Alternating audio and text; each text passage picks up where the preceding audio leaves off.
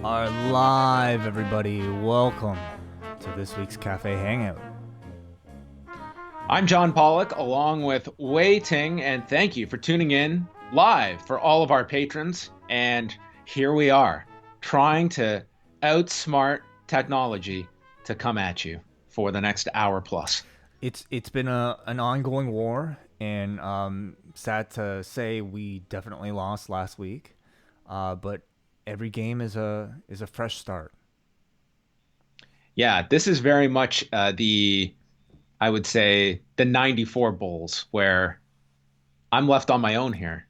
While Jordan is off here at his home, here I am just trying to lead the team in Jordan's absence. Well, thankfully, Jordan is on the line here in the form of Wei Ting, but it's tough on this end, Wei. I'm trying to figure out this stuff, and this is not my domain. This is not anything. I don't even have the area code, much less can claim this as my domain of figuring this stuff out when it comes to drivers, to goddamn tripods that rattle. No, Just a mess. listen. Like when it comes to a lot of these things, it's like they're issues that pop up that you just don't expect. And like John was all set to go with like another camera right now, and like moments before the show, all of a sudden like there's this like mysterious rattling from something. We have no idea what, and it's impossible pretty much for me to like try to problem solve from this end because I like without being there and testing it myself, I have no idea what's going on. Um, but ultimately, we just have to resort back to our usual less than stellar quality image, but it's something that we're constantly working on, and I hope you guys will be entertained by the results either way. All this trouble for people to see my face, which is kind of a fruitless effort. But here we are, me in my pixelated form. We'll find out. We'll see what I look like by the end of this. I might be a logo with the letter S. We'll find out. But here's hoping. What could go wrong? But how are you, I'm Way? doing okay, yeah. The moment we right before we stepped onto air, actually, we there's a little bit of late breaking news right at this point, 3 o'clock in the afternoon on Thursday, with the announced release of Curtis Axel. Yeah, a pretty lengthy explanation here from WWE that does get to the root of this all. Do you have a second? Should I read Yeah, this whole thing? sure. WWE has come to terms on the release of Curtis Axel. We wish him all the best in his future endeavors. That was about as succinct of a release as I think we'll see. Not even taking advantage of all the characters in a tweet. No, plenty of characters to spare. As many as this man portrayed during his time with this company, from Joe Hennig to Michael McGillicuddy to Curtis Axel, the B team version, the multiple versions of Curtis Axel. This is a guy that had been in that system for 13 years when he signed his developmental deal and went to Florida and then called up. And we remember back in 2013, that was the time that they gave him the most, I guess, significant push. That's when he did adopt the Curtis Axel name. You'll remember he was paired with Paul Heyman, and it was all pretty much, he had that brief program with Hunter, and just really went nowhere after that. They did the Rybaxel gimmick with him, just a lot of things. The B team that maybe had like a very short shelf life, but nothing that truly caught on. I guess the deeper story, Way, is this just a extra cut, or is this indicative that there are going to be a handful of these 2 weeks removed from the mass layoffs and furloughs? This one kind of being on its own at the moment suggests to me that it might be the start of maybe another line. I don't really know the circumstances surrounding this one. I mean, it's hard to imagine that anybody would be specifically asking to be released right at this moment. Um, but are they granting now releases perhaps to people that might have asked for them prior? I'm not entirely sure what the thinking is. But I personally do expect that we'll hear a few more names. So Joe Hennig, he's 40 years old, and that's, for a guy that, he has been in that WWE system his entire career. Like, it was pretty much getting trained and then was almost immediately This was at the time when they were signing up, second and in this case, third generation performers in mass. And he was one of them and seemed like, a guy that was, popular amongst those that worked with him, but never really got past a certain point with, a varying degree of focus that he received during those 13 years. Would not have been a surprise had he been thrown into the names 2 weeks ago. But the fact that this is happening 2 weeks later, yeah, it just makes you question, is this going to be isolated or could we see a slew of them? Certainly, one of the focus of all of these cuts was what is the future of NXT UK? They do have their deal now on BT Sports, so they are on broadcast television. But what is the future of these global brands for the company? Because you can't imagine they are going to be pushing forward to the extent that they were a year ago, when that was one of their big objectives that they were laying out to everybody when they were doing the shareholders conference and talking about global localization. Like, I just can't see that level of investment and what becomes of an NXT UK. Yeah, it's hard to imagine that they will be venturing out to too many other territories at this point, given their cost cutting measures. But at the same time, I feel like NXT UK. I don't know really what types of contracts those guys are on, but it seems pretty notable how we haven't really heard any of those particular cuts yet.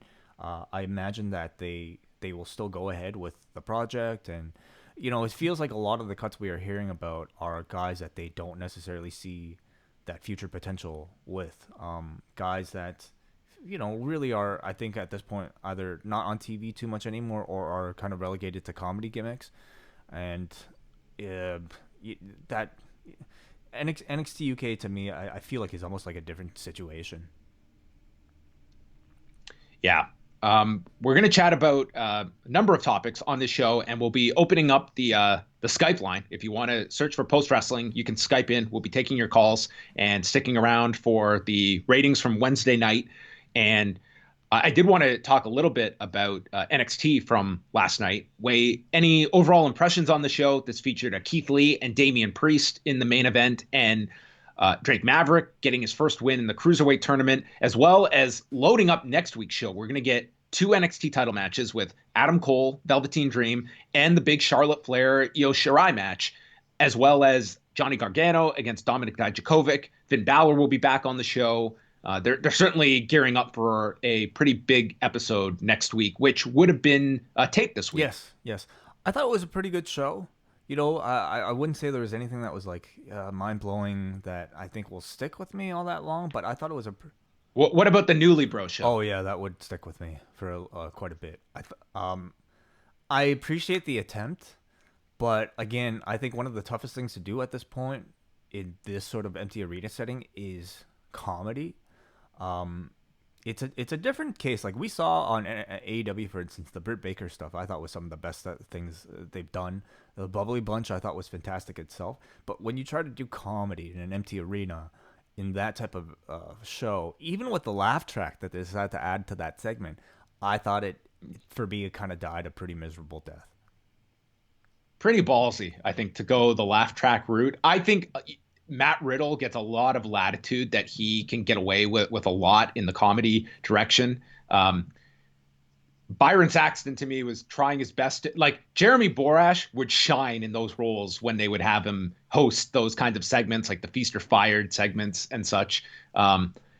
It was a novel Mm-hmm. attempt to try something completely different, which I'm not going to like. I think NXT at times, and this could be across the board at times in WWE, is just NXT would be at the highest of just such a reliance on in-ring that I like to see them trying something different, even if it didn't completely land. Absolutely. I do appreciate the attempt at, trying to drag a bit more personality out of the team. To me, those are going to be your difference makers, rather than just, great, incredible in-ring performances. You kind of need both.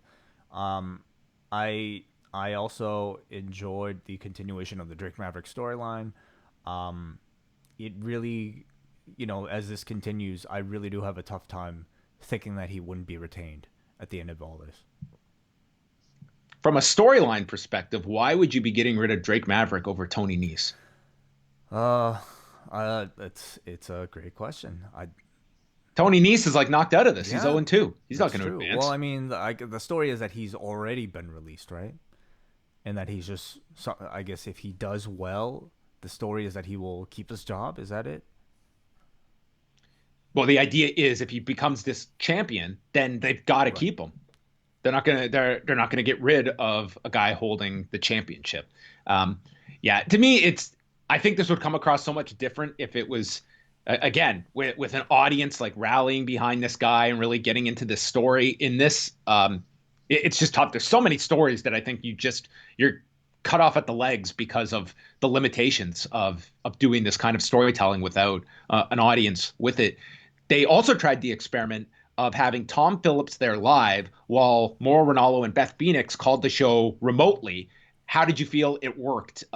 Because that was certainly, making it more difficult than it had to be to incorporate Mauro and Beth Phoenix. I really love to know like what technically how something like that works out. I think considering everything, I thought it came across pretty well. Like it felt pretty seamless.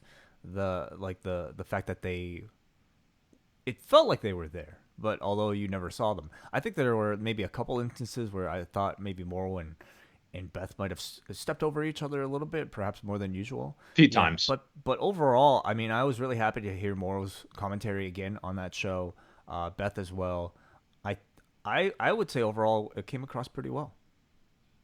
I think that Morrow added a lot to calling Drake Maverick's win and really putting over how important it was for him as well. So, I mean, it was to me just the logistics of that, like that's pretty tough as opposed to, well, we've got Tom and Byron here. Let's just go with one less headache in this whole thing. But they went out, and I think it was a experiment worth taking. And that'll be interesting. That's something we have not seen AEW Hmm. attempt. And for next week, on the post show, Excalibur was. It seems like Excalibur is definitely going to be there next week because he was talking about that there would be on-site testing next week, and you kind of got the impression that Jim Ross and Taz would be there too, but they didn't outright say that. I've only seen the clip of Excalibur mentioning this testing, but Excalibur was saying that alleviated a lot of his concerns. So that tells me Excalibur would be there next week.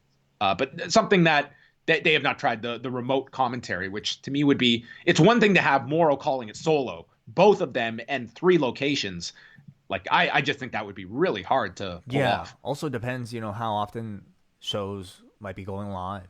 Like AEW, we know next week will be going live. And is this Mm-hmm. technology, something that you could do for a live show as opposed to, something you could probably do much easier with something taped? Uh, Final thing on NXT, how did you feel about Johnny Gargano as Candice LeRae's hype man? I I liked it. I thought, I think like this Candace heel character has sort of been like bubbling for quite a bit, and shelved for a period of time. But now I think we're starting to actually see it. I think it's a fresh coat of paint for her. It's a bit of a fresh coat of paint for Johnny Gargano as well. You could definitely argue it's, it definitely feels temporary for Gargano because he certainly would be destined for a bit more than just to be somebody's manager. But I think for the time being, Candice appears to be your project. Somebody that you want to raise up to a top heel level within the division, and I like the pairing. The best kicking foot in this sport and also an acceptable form of birth Oh control. geez, uh, yeah, yeah, I won't be trying that one. So that was NXT. I thought a an average show. I haven't been all that into NXT at times during this empty arena phase, but I do think like next week's show, in particular the Charlotte Io Shirai match, I'm really looking Hmm. forward to that. Charlotte and Mia Yim, it got a little. It took a while for it to get going. I thought it was, but by the end, um, I just thought Charlotte really shined in that match during that closing stretch and getting into the near falls. And I think that Charlotte has done very well in these formats with the Rhea Ripley match at WrestleMania. And I do like her in this role with NXT that I think it's showcasing just how well rounded and key to this entire women's division in WWE that Charlotte is the Part of nucleus me is a of. little surprised that she's going through all the competitors like in such, I think such a quick succession of weeks. Like soon she'll pretty much have like defeated all the baby faces, and at that point you basically do the Ripley rematch, and then you just kind of send Charlotte off. It kind of feels like they're moving along with her NXT rivalries quite quickly. But I mean, I thought Flair versus Yim was like a good TV match. Same thing I kind of felt about Keith Lee versus Damian Priest. Like both matches I thought were good. But my expectations for Charlotte Flair versus Io Shirai will certainly be at a takeover level. Okay, the cringiest moment was when Damian Priest gets the Mm-hmm. nightstick and Keith Lee stops him and just stares a hole into him. I am limitless. It's like, dude, in this empty arena, it just like, oh, Well, this is their style, right? This is the Shawn Michaels NXT style, where like you do your storytelling like oh almost my like a God. comic book, where you have like big panels of like dialogue. I think often it It works, but didn't for you this time. Not there, and not when Tony Nese snapped Drake Maverick's neck on the top rope, and he turns around to the crowd and just gestures. Look, it's just so interesting to see like what the reactions are, and almost the ones that still play to the crowd. Like that's not like a week one thing. It's here we are, week seven, and there's still instances of this. Whether that's just it's drilled into you, or it's just that is the that's what they're obviously trying to do. I don't know which you can blame it on, but anyway, it's interesting to watch some of the different performances throughout these empty arena shows. Um, Moving on, I wanted to chat a little bit about the television ratings that I kind of dove into on Wednesday on the site, looking at how the now that we have 6 to 7 weeks of shows from Raw, SmackDown, NXT, and AEW, where they are versus the weeks prior to the empty arena shows. What I was able to see here is that Raw has dropped about 13% during this time. First, NXT and AEW, very similar. We have NXT that is down 14% and AEW down 13%. So we're looking at all pretty similar declines. The at least outlier up until the past 2 weeks was SmackDown, that during this whole period is only down 5.5%.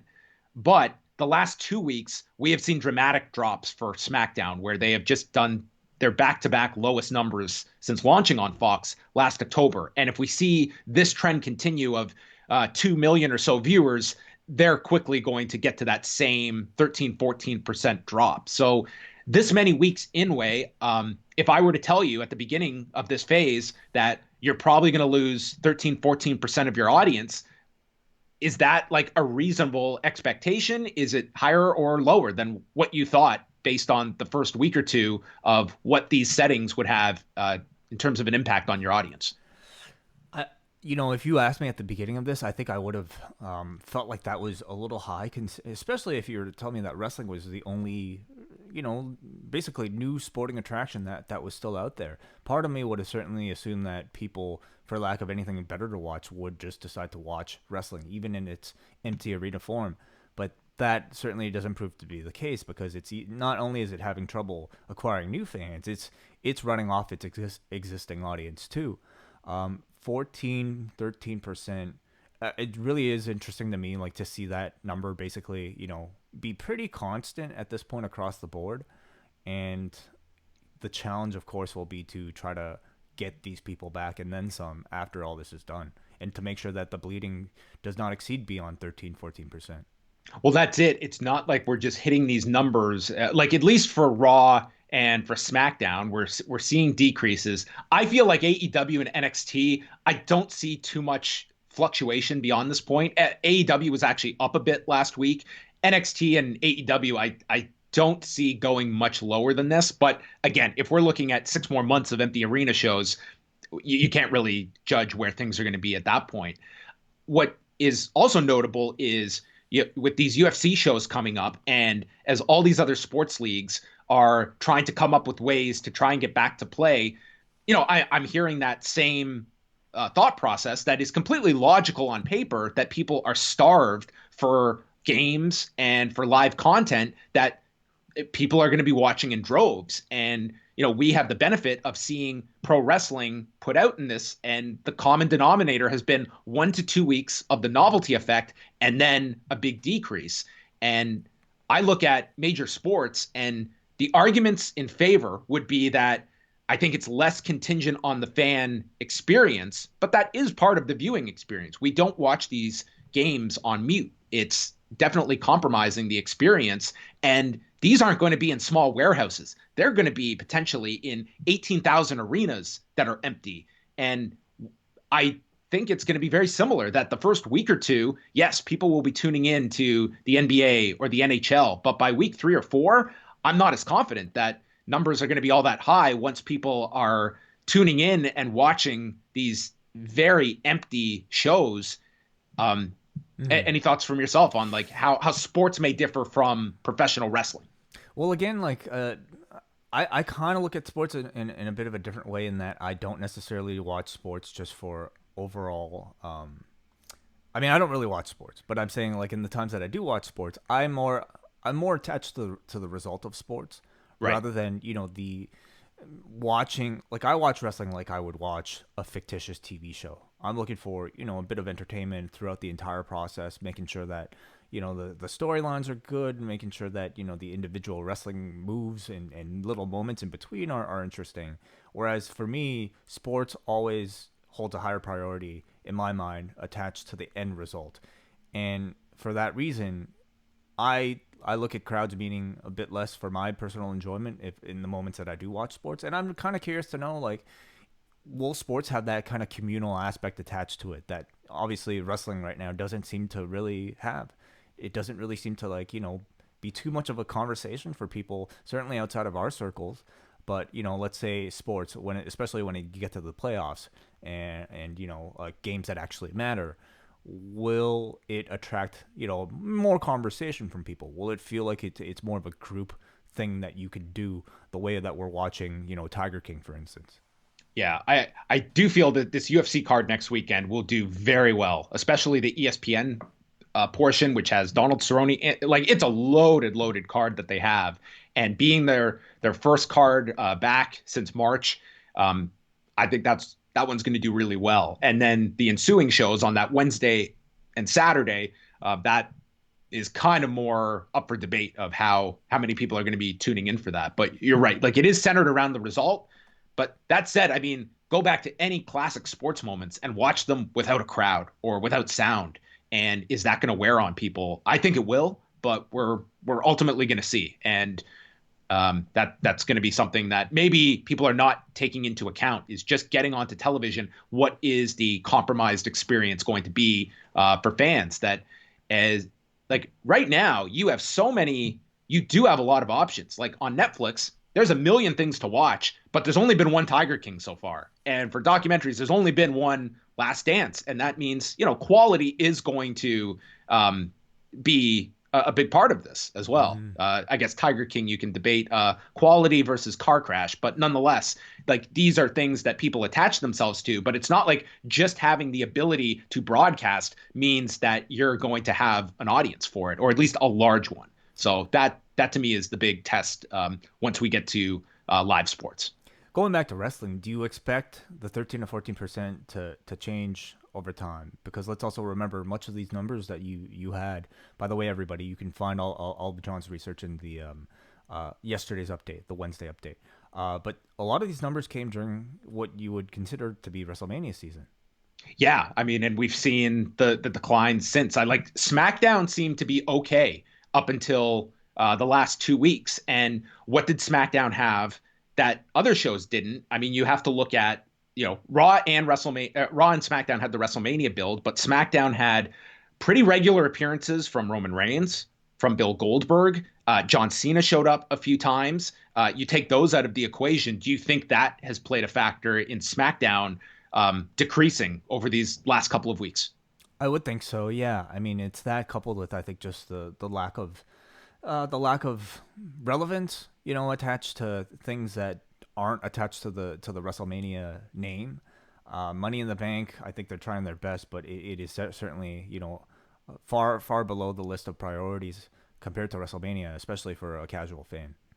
Yeah, as we've moved through this build up to Money in the Bank, like I do feel the concept of this ladder match is a really good one. I Mm. think it's got people's curiosity that it's something different. It's way more interesting to me than doing this in the performance center as a ladder match that we've seen at this point a couple times over. That it's got a curiosity element to it. So I think that that was a good idea, but is that going to generate a whole lot of interest? Because they're also playing with that huge figure of free subscribers that to me, you want to have something very attractive for this Money in the Bank show to keep those free subscribers on past Mm. WrestleMania. So like I would say this Money in the Bank show does mean it's certainly meaningful for the company because of that big figure of 400,000 plus free subscribers that you had for WrestleMania.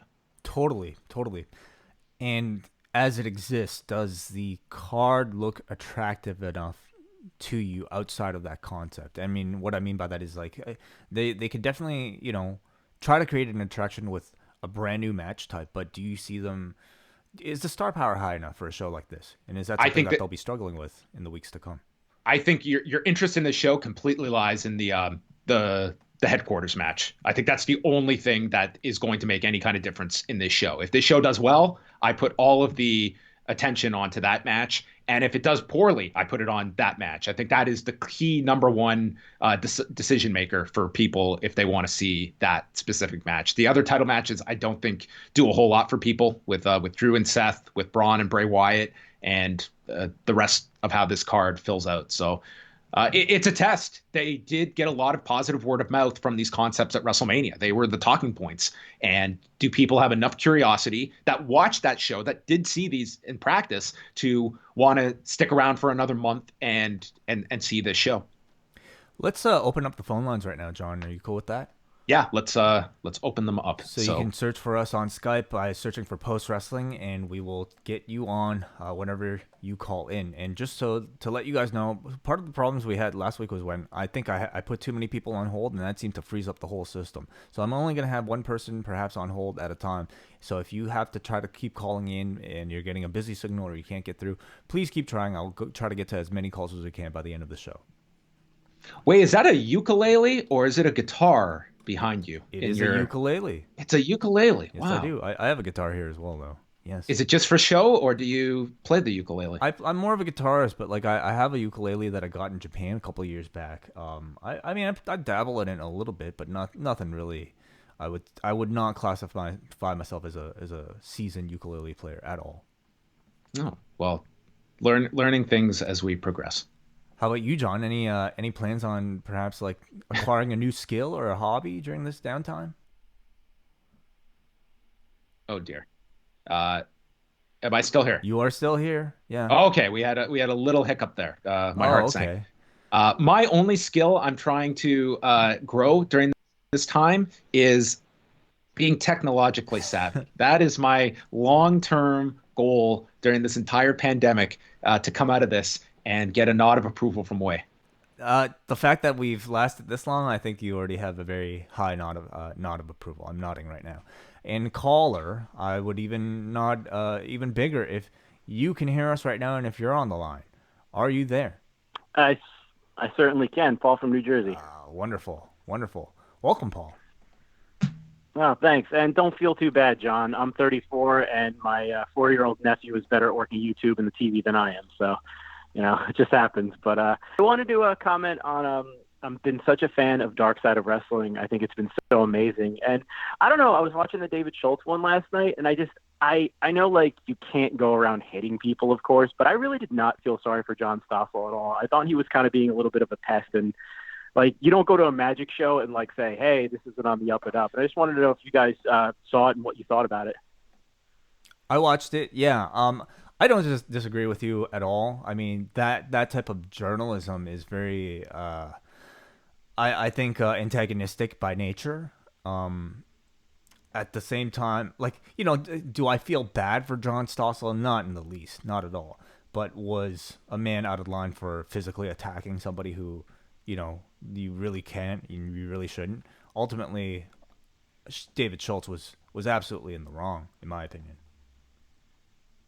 Yeah, that's kind of where I landed on it. Whereas I didn't feel sorry for Stossel, but you can't go around hitting people. But the one thing that that left me so interesting about that is, we love the old days of protect the business. And when that guy Mansfield said, "Why am I going to protect a business that doesn't pay me health insurance and protect me?" and that kind of made me think. But I love the series, and I encourage anyone to just check it out. I think it's wonderful. But hey guys, hope all is well, and thanks for taking my call. Well, thank you, Paul. Thanks, Paul. That particular portion I found really interesting because of how relevant the conversation still is. Or the response at the same time. I mean, when that piece aired, it was Eddie Mansfield was public enemy number one in the industry for sharing these secrets and breaking the quote unquote code. And yet a lot of what he was talking about at the time was relevant then and is relevant now. And yet I think it's not so much. I mean, we still get these silly debates about exposing the business today, but when it comes to meaningful discussion about actual change and putting money into the pockets of talent, that's something that much like MMA, that's something that it's brought up way more often in the media than it is among the talent that publicly are not going to delve into those topics, save for a very small number. And here we are 35 years later. And is the industry in a better place to be a performer, to make a living? I would say yes. But at the same time, it's an industry making more revenue than ever. And it's not like the talent has, to me, a sufficient piece of that pie. No, not at all. Neil, if you can unmute yourself, you're on the line. What's on your mind? Hello, guys. I hope you're in good form. You started the show talking about a high-profile cut, and way Instagram stills aside, this is the first for YouTube viewers anyway we've seen of Pauline's handiwork on your head. Oh my, yes, your yes, haircut. My haircut. Yes, it's great. She did a fantastic job. Absolutely.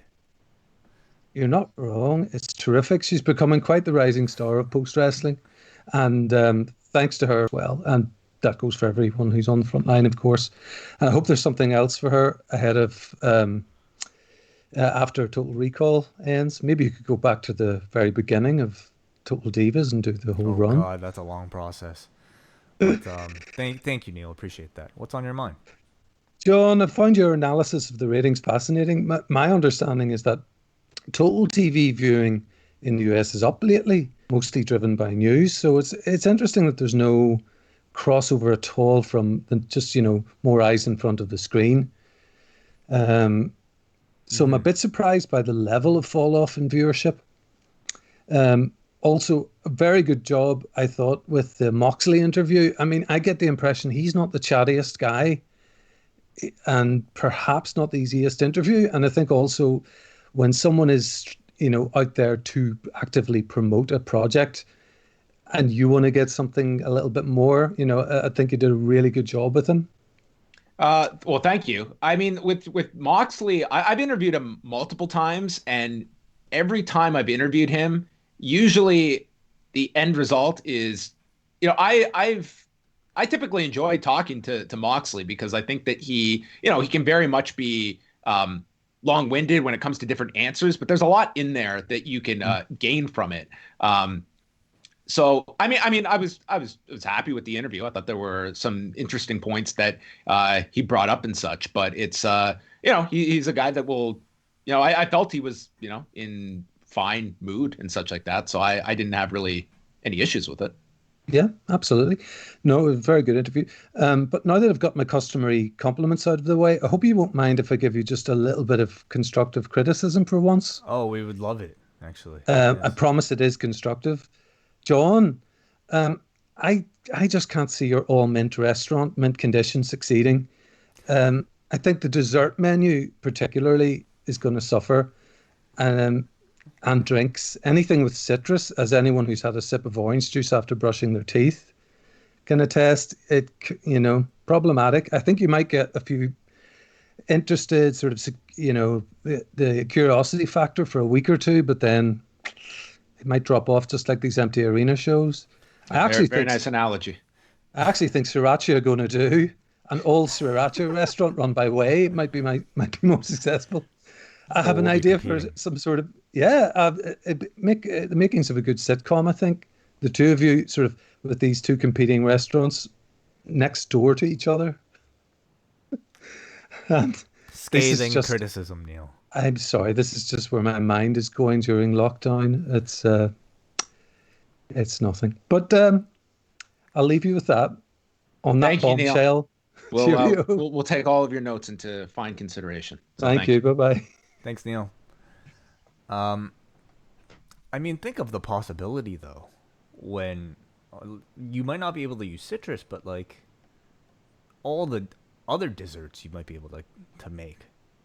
Yeah, this is where I would certainly need a culinary expert to properly balance my menu to make everyone's palate you know wanting more when it comes to the dessert menu.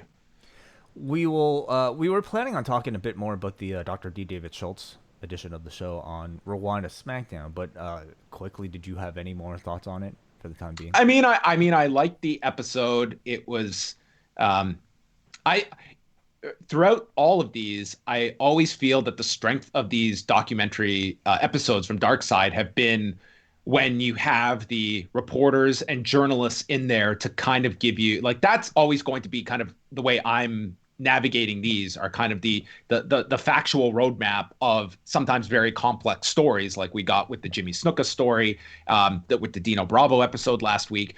On this one, I mean, to me, it was by the end of it, like whatever your preconceived notion was, which I would think most would come into this with more of a certain view of David Schultz and a certain view of John Stossel. And I think if this is your introduction to this story, I think John Stossel came off very poor in this and almost like very much in the like it's like certainly a guy that looks down upon pro wrestling, which is fine. I really don't have any kind of issue if like that's not you're not a fan of what this industry is. But I just thought he came across very very cartoonish at times. I thought like a very like understood. Here's my little soundbite at the end, and I just think at the end of this, much like Paul's comment earlier, was that I think you can disagree with the tactic taken by Schultz, but your level of sympathy is probably reduced by the end of this for John Stossel. Yeah, nor do I feel like he was necessarily there to get your sympathy either. I mean, he seemed. I'm always really curious to know how they were able to convince somebody like him, for instance, to participate in something like this. But I'm really glad he did because I even while I might not feel that much sympathy for him, I also don't feel like he was in the wrong too much. Like he was there to do his job. He saw something that was a real injustice, and I think we have to take ourselves back to that time where, I could see like a bit of nobility in trying to unearth this thing that he felt was basically unfairly duping its audience. We now really appreciate and understand that as to be like part of the art form of it, but at the time, I imagine it must have felt very different. Let's go to sorry. Yeah, Yes. let's go. Go ahead. We'll talk more about the episode on Rewind to SmackDown, but let's go back to our phone lines right now. Vishnu, you're on the air. If you don't mind unmuting yourself, what's on your mind? Hey guys. Hey, can you hear me? Yes, we can. What's up? Right on. Hey, Vish from Victoria. Yeah, so a couple things. Yeah, going back to the Dark Side of the Ring. Sorry. Mm-hmm. I mean, saying that you feeling bad or not feeling bad for John Stossel is one thing, but the guy was a reporter. It was the 80s. He's doing a typical 2020 interview. I think Dr. D was put in a bad position. Think about it. He said that McMahon told him, if you believe what he said, McMahon told him, go out there, act like Dr. D, and he sends him into a volatile situation with a tabloid reporter. What do you think was going to happen? Mm-hmm. The dude was either going to slap him and keep kayfabe alive in the 80s, or he wasn't, and his gimmick would have been dead.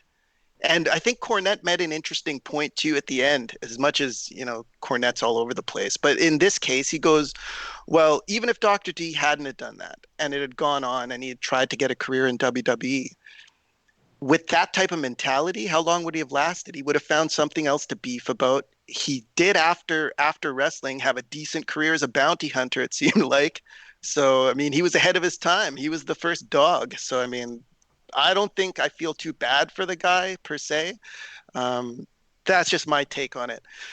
The other thing I was going to ask about, and I don't know how true this is, I saw some rumors this week that Disney was interested in purchasing WWE, or that WWE was even for sale. Seems to me like in an industry that who knows how long it can last or how long they can keep these numbers up, that it might be an opportune time to sell that company. McMahon getting older, do they really want Triple H as on the board, etc.?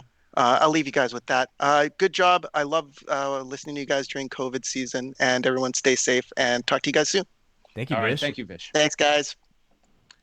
Yeah, I mean, that story was from a tweet from Dutch Mantel. So I mean, you kind of have to I think weigh the source there of such a major story like that. Which, I mean, all due respect to Dutch Mantel, like that's a massive story to just be sending out a tweet that you heard this. I mean, I can't add any credibility to that story, whether it's legitimate or not. It's fun to think about. It's fun to even discuss potential WWE Star Wars crossover. Would it make much sense right now for either side to be looking at that now, that if you're Disney, you're looking at such a massive purchase at this point, or WWE, are you at your most valuable now during this period to sell? On paper, it doesn't sound really it doesn't sound very credible. Well, it just depends. I mean, it depends on the numbers involved. As hard as I think it is for us to picture Vince McMahon giving up the reins on his, baby to somebody else. I don't find that crazy to believe. Like, the idea of Vince McMahon selling is not. I don't throw that out at all. Mm-hmm. That could ultimately happen. I just wonder, in this current environment, are you getting your best value for it? And is Disney looking at?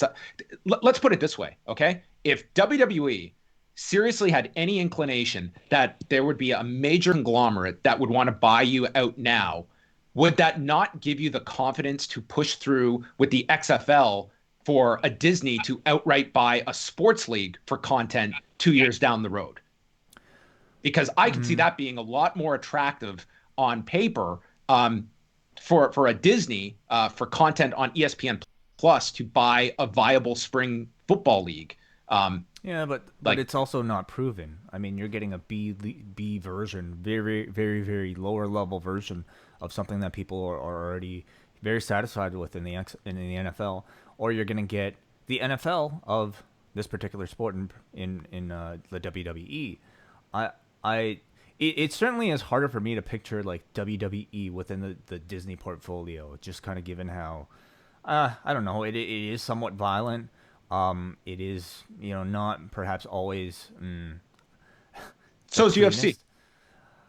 Yeah, but are they buying the UFC? I mean, they're working with UFC. It's different than purchasing the company outright, isn't it? Different, but I mean, they are they're the U.S. distributor of their pay-per-views. I mean, but it's not an ownership situation. Okay, yeah, I mean, it's not out of the question. Especially now, anything is possible. I suppose. Part of me wouldn't really be all that surprised, especially if it is something to help drive ESPN Plus. I think it would actually make a lot of sense. Let's go back to the phone lines. Patrick, you're on the air. Please unmute yourself. Yeah, can you hear me? Yes, we can. What's up? Excellent. Thanks, guys. I didn't know if the video was working because I have my Post in Toronto shirt on, but I don't know if you guys can see that. Well, yeah, I think we can. Just give us a second here. But yeah, we'll load you right up. Perfect. What's on your mind? Well, I'm going to ask something entirely different. This isn't really a current question so much, but listening to you guys' review of Saturday night's main event this week, I once heard, and this kind of goes back to the old Memphis style, that 90 minutes is the perfect amount of time for a wrestling show. So do you guys think the WWE maybe missed the boat, that when Raw went to 3 hours, it would have been an opportunity, maybe you have an angle where there's two GMs and there's a spat, and you basically have an artificial or another unofficial brand split to split Raw into two different shows? Oh, taking like the 3 hour format and effectively putting two shows into 3 hours. Two 90-minute shows. I don't dismiss that idea at all. I think that one of the things that they have not been able to do enough, and this was definitely, I thought, a strength of Nitro, was to try and differentiate the hours between each other, even if it was shaking up the announcers, doing the hard reset with the Pyro and the Nitro girls out at the top of the hour, and teeing up what was to come in each hour. That made it almost feel like, three mini shows in this whole. So it's not the worst idea. Just what does that brand become when you still do have your 2 hour show on Friday? I think it's I just think it's such a big undertaking that I wonder if they're really they can definitely do it. I guess it would just require such a big change that I wonder if they'd be willing to undertake right now when I feel like they're just trying to stay afloat with trying to keep as much as they are producing. Right. I don't think you could do it now, but I'm thinking if that had been done before all this had happened. One other thing I wanted to touch on too, and I don't think this has been discussed. We know TV ratings are kind of taking a bath, and partially because it's the no crowd, and partially because everybody's watching news coverage of COVID. But do you think there's a chance that pay-per-view buys actually get a bump because instead of having five guys coming together in a room to split on a pay-per-view, now everyone has to order it themselves? I don't know if you could gauge whether WrestleMania got a bump from that or not, but is that something that the companies maybe are leaning on? And I don't really follow UFC, but you guys can maybe comment on if Dana White probably has that thought process. You guys, I'll leave you with that one. Thanks for taking my call. Thank you, Pat. Thank you, Pat. We know that WrestleMania, I think, benefited from that because of the free subscribers, that the number was the highest it's ever been for a WrestleMania. That, in theory, that tells me interest was higher for WrestleMania and that people did want to see the show. But to me, ultimately, it's having that sustained interest that is going to keep people for a Money in the Bank or buying a UFC. So I do feel this UFC pay-per-view will do well. But it's also like a different. It is a different terrain when you're asking people to spend, $65 on a UFC pay-per-view in this economy. Are people going to be? It's one thing to sign up for the WWE network. It's another to spend $65, and AEW is going to experience that too, where they're asking for a lot more than the cost of the month of the network. How much is the is Double or Nothing? I haven't seen any prices for it, but I'm imagining it's going to be in line with what past pay-per-views were for them. So it's not going to be inexpensive. When people, it's either going to be people that are, they're up for watching a pay-per-view and they're interested in the show, or they're going to be watching their spending now, and a $50 pay-per-view inside of an empty arena may not be as enticing as it would have been in a normal setting. Mm-hmm. Hansi, you're on the air. What's going on? Hey, what's going on, guys? I'm glad to be joined by joined into the Bleeding Heart Liberal Club right here. I just watched your SN main event review, so whenever you guys do the reviews, I watch it. Those promos always crack me up. You guys, everyone covered basically the Stossel thing, but I'll just leave it with a random question, because I know, Pollock, you're like an Observer subscriber from back in the day, right? And on Reddit, they have these Observer rewinds that like they just sum up like what the Observer was talking about. I wasn't getting the Observer in December of '84 when this happened.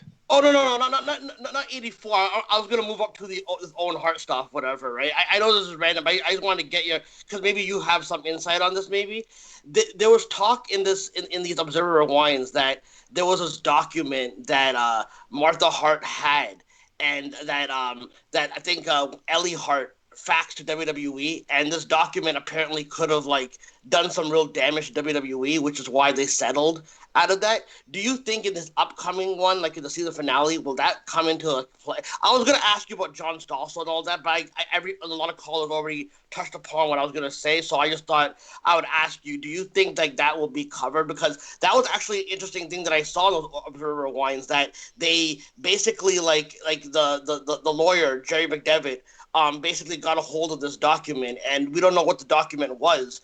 And then that's what made WWE kind of settle out of court with Martha Hart. So I was just wondering, like, if you, because I know you're an Observer subscriber, all that, like, do you have any recollection of that, or is that one that's just going to be overseen, basically? Like, will that just be glossed over in this in the documentary, in the season finale, basically? No, I mean there was a document, and it was sent to WWE by members of the family, because it was a really nasty split within the Hart family while that whole thing was going on. And Martha, as I recall, details it in her book. And I should recall this because it was I'm pretty sure I covered it in that documentary I did last year as well, the exact specifics about the document, but it definitely existed, and I would expect it'll be in the dark, covered in the dark side. That, like, this isn't just some speculation, that it definitely did exist. Okay, that's cool. I just can't remember off the top of my head the exact specifics of the signed document. Yeah, no, I was originally going to call in about the Stossel stuff, but I know you guys are going to talk about it on SmackDown Review, and enough callers called in, so I just wanted to, like, ask about this, because this one's been on my mind for a while. I know you touched upon it in the documentary. I couldn't remember it from, like, last year or whatever. But, again, guys, good work as usual. Nice talking to you. I always enjoy this time of the week when I get to talk to you guys for, like, at least 5 minutes or so. So, thank you again for letting me on, man. Thank you, Hansi. So, I've been trying to look up the price of Double or Nothing, and it seems to vary across the board. We've got Doug Greenwood in the chat room right now saying that he's in the UK. He bought Double or Nothing last night for $19.99 US. John Cena is on BR Live and looking at Double or Nothing being priced at $50. I'm on Fight.tv in Canada, and it is being advertised for $39.99 US. So it just seems to wildly vary, maybe depending on where you are or what service you're using, but that seems to be the range. Yeah, so that's it's like that's what I was expecting it to be, in the $40 or so range. That, I mean, they are, like, the reason they're running this pay-per-view is I don't think it necessarily makes a lot of sense for them to run a pay-per-view and discount it to $10 or something like that. Mm-hmm. They're running this pay-per-view with the hope of doing, I would imagine they have to kind of reduce expectations of what Double or Nothing would have been projected to do. Because I just can't imagine the same level of business for a typical AEW pay-per-view when they run this May 23rd. If we can assume perhaps a main event of something like on the level of a Chris Jericho versus Matt Hardy, perhaps,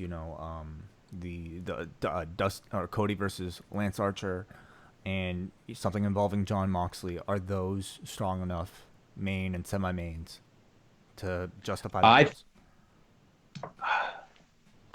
Listen, I think there's going to be a core that will buy this. Like, I think it'll be, but on paper, I don't know. It really is contingent in how well they effectively build this up. Like Jericho and Matt Hardy, it's a pretty fresh matchup with Matt Hardy in a new environment. Jon Moxley, I think a lot will be based on what you have in store for him. They're kind of teasing Omega and Paige with best friends after Wednesday night. Like, they were really pushing the best friends on this win streak. And then, the Bucks having some kind of involvement. Is the Revival involved in this? Those are kind of the questions. But, if you were to believe that Double or Nothing under normal circumstances, let's just throw out the figure of 90,000 buys.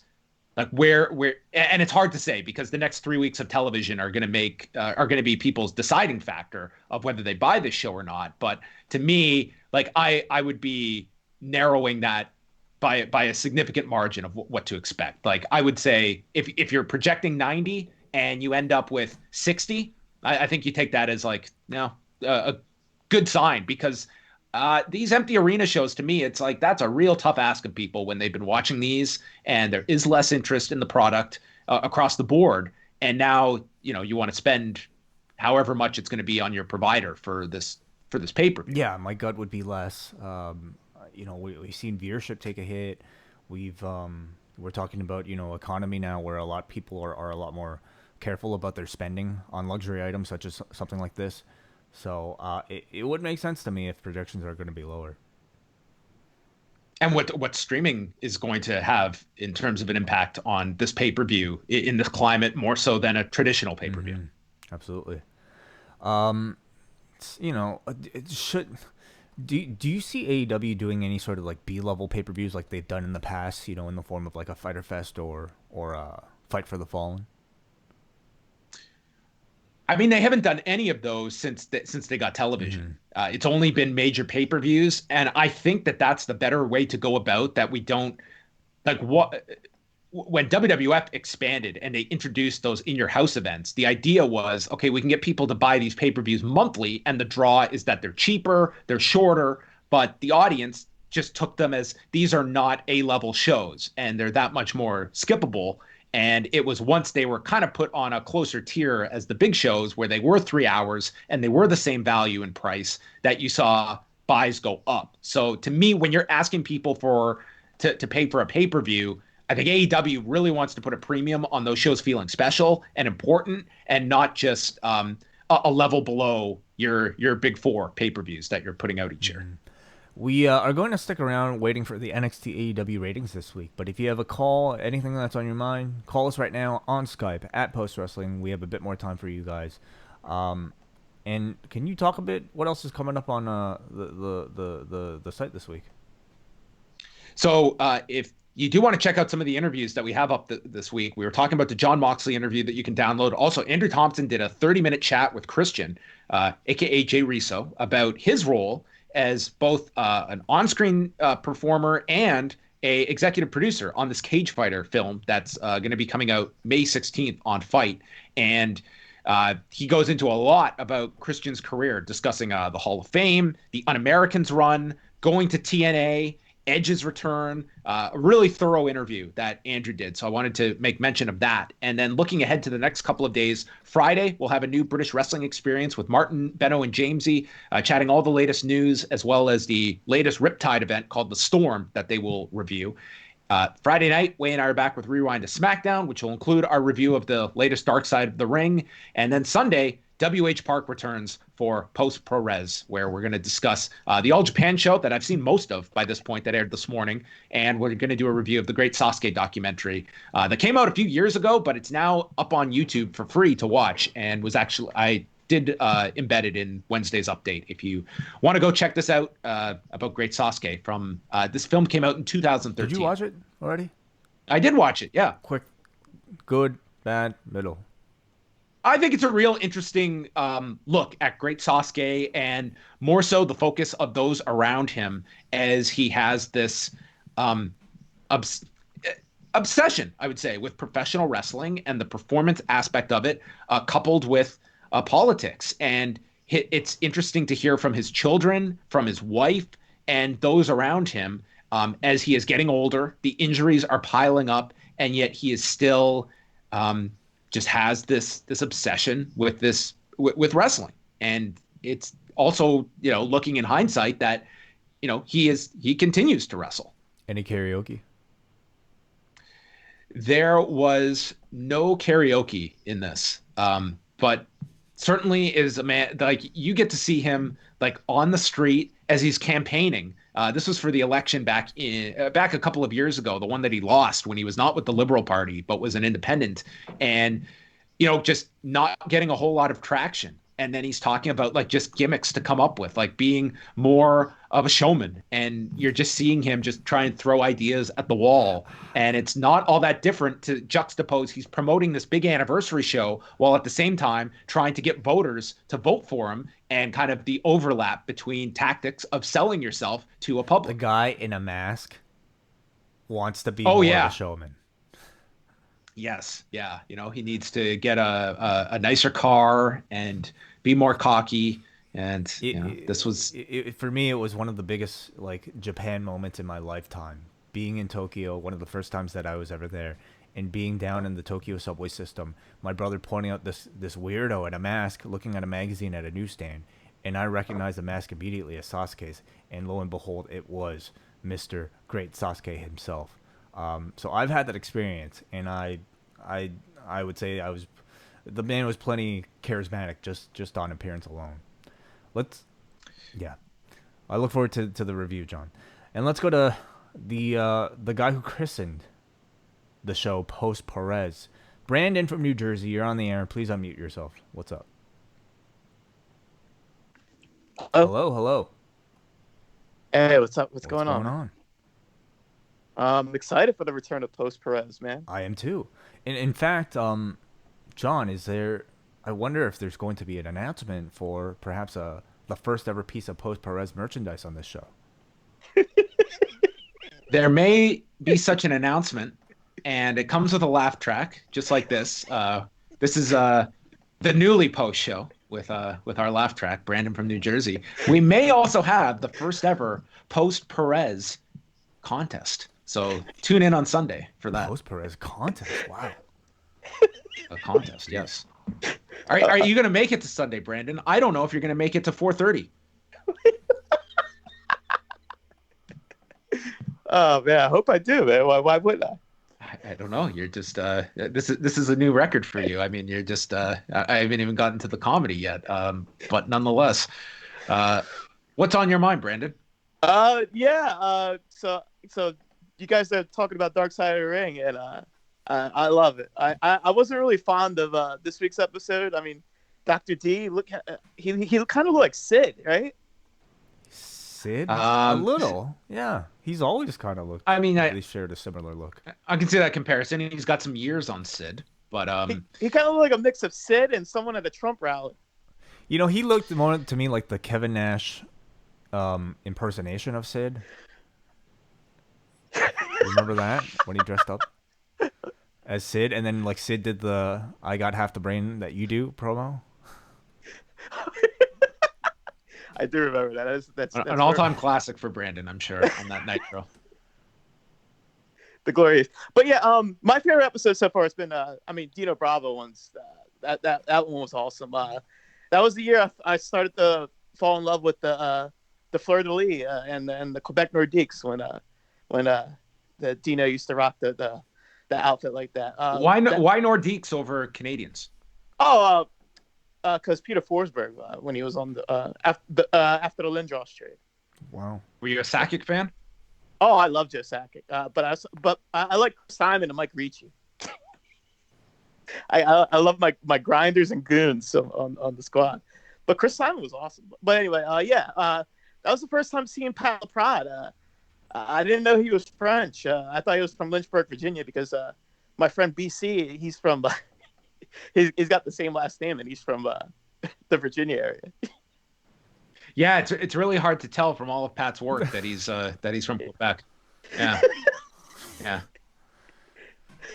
But it really the why I'm really calling this because the episode that was better than that one with before Dino Bravo eclipsed it was the New Jack one, because I myself had an encounter with New Jack back in '97. Please tell us your encounter with New Jack and how you survived it. Okay, so it was Heatwave '97. I'll be brief. We were waiting in line at the ECW arena, and so those days it's like first come first serve for tickets to sit anywhere.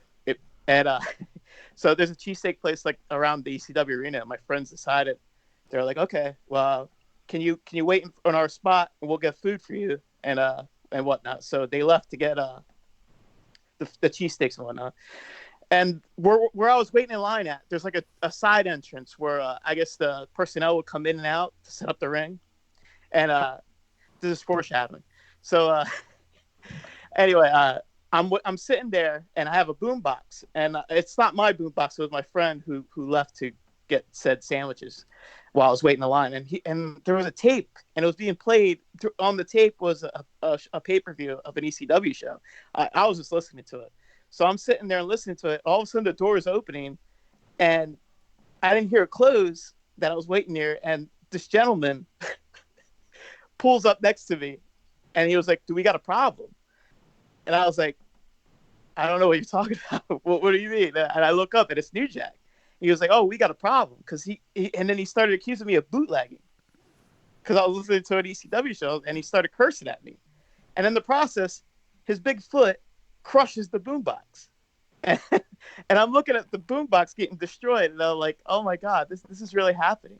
And all of a sudden, Spike Dudley and all the personnel pull him away as he's cursing at me because he thought I was bootlegging an ECW tape. So his expectation was that he was going to get a royalty from you on the spot for this bootlegged cassette that had the audio of a pay-per-view on it.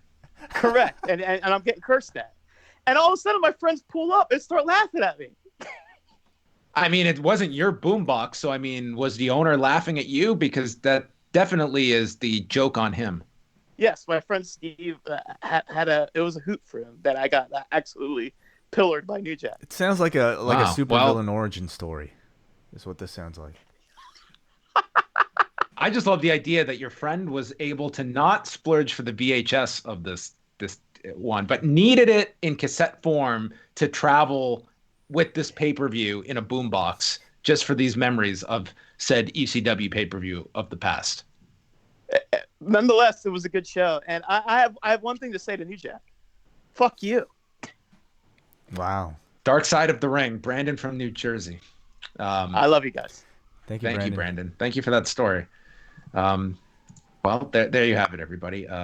A boombox with a ECW pay-per-view on it that was totaled by New Jack. The ironic part would be that stomping that boombox, I doubt it damaged the cassette. The cassette probably made its way out of that boombox and was preserved while the boombox met its demise under his boombox. I'm sure cost way more than the cassette did. So I didn't think that ring could get any darker. But there we go. An even darker side of the ring. Thank you, Brandon, for that story. That was New Jack's. That would be bigger than that night at Heatwave. He won the tag titles that night with Mustafa. But I mean, the real victory was getting one over on Brandon from New Jersey. Goodness. Yeah, man. We still await the ratings right now for AEW and NXT. At this point, John, like how invested are you still in on what these numbers are? I think they're greatly diminished at this point. Like, I think with the television numbers, I'm more so looking at like the bigger picture of where these numbers are trending now, more so than week to week indications of what's hitting, what's not hitting. I think we know that especially AEW and NXT are kind of in this range that we can expect in, between 650 and 750. I think that's the range I expect them in. And if they exceed or come below that range, I think it's you note it, but again, I don't put too much focus onto any one week. It's more so the bigger picture of the audience lost during this period, and conversely, like what happens to that 13-14% once we get back to things. Mm-hmm. And do you I don't think it's something where you just flip a switch and those people are back week one. I think that's going to be a longer convincing period to get people back once you break that routine. Neil brought up a great point earlier about how much the news is taking a chunk out of everything. And certainly, with everything on the top of our minds, the news is going to be way more important than an empty arena wrestling show. But once the news is sort of calm down, where will we be at? Again, it is such a lucky scenario that the WWE has, they happen to be at the very beginning of this TV deal where they don't, if there's a ton to have to weather the storm of a pandemic, basically kind of wiping out 15-16% of your audience, it would be the beginning of all this. Doesn't that fly in the argument that is constantly being said that we want to provide a distraction for you, yet the majority of people in enormous numbers are seeking direct information from this. They are not looking for a distraction from this. Yeah. I suppose if you did want reality, that you would go directly to the news. I really feel like there's a happy medium where you want to provide entertainment ultimately, but also I think there's a way to do it without making people completely feel like you're just totally ignoring and pretending something that doesn't exist. Yeah, well, we will see. I don't see any of this turning around. I think it's just simply mitigating the loss and seeing what is the low number. With Raw, I mean, they're getting very close to the lowest number that they have done in their modern history. So that's kind of what everyone would assume is kind of the floor of this whole thing. But it's very hard to say when we're looking at the idea of months and months of no fans at these shows. What long-term impact does this have? Or is this something that people are just simply going to be tuning out, but when things return to normal, so will their viewing habits. I am seeing the number come up here that Dynamite did 693,000, still awaiting on a number from NXT. So 693 would be down from last week for AEW, who did 735, but kind of in the range of what they had been doing prior to last week over the last 4 weeks.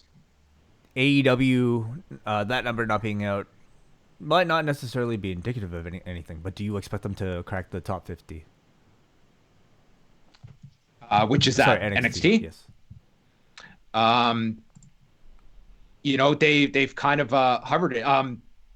Raj Giri here from Wrestling Inc. is saying that NXT did not finish in the top 50 here. So I'm just looking at this. So it looks like only AEW charted. Okay. So yeah, maybe that's as much as we might get for the time being. Do you expect any kind of bump next week on NXT side? Do you feel that putting a loaded show is going to is there that much of a swing audience that is that NXT has the ability to, add 75,000 viewers next week, for instance? Or is it kind of like this is your core you're working? Well, I mean, from? It was really only like 2 weeks ago when they were in the lead, wasn't it? They were doing. I mean, they've done the last couple of weeks. Okay, from April 8th on, they did 693, 692, 665. Okay. So I mean, relatively close. Yeah, I don't see things changing all that much, to be honest. But NXT 637. 637 for NXT. Okay. It finished 51st. So right hovering there. Again, AEW 693.27 in the Prime demo, and then NXT. What do you have right there? NXT did 637,000.16. Okay. So there we go. Those are your ratings notes. So I think we can wind things down at this point as we have gotten the results here. AEW finishing 16th on the night. And it's pretty much, the majority of it was they had a few non-news programs above them, but a lot of news taking up those top 15 slots. Thank you, everybody, for joining us on I would say, a pretty technically perfect edition of the Café Hangout. Wouldn't you say so, John? I think we navigated the waters pretty well this week. I was too nervous to book a guest this week, but we will see how ambitious we get next week. But this went relatively smoothly from last week. Thank you, everybody, for your calls. We had a lot of you guys this week, and please prepare your questions for next week. And in fact, if you don't want to even call in, prepare your questions for the Ask Away thread. John and I will be back next week on Tuesday with our latest edition of Ask Away. So get your questions in right now. Thanks, everybody, for tuning in, and we'll speak with you Friday on Rewind to SmackDown.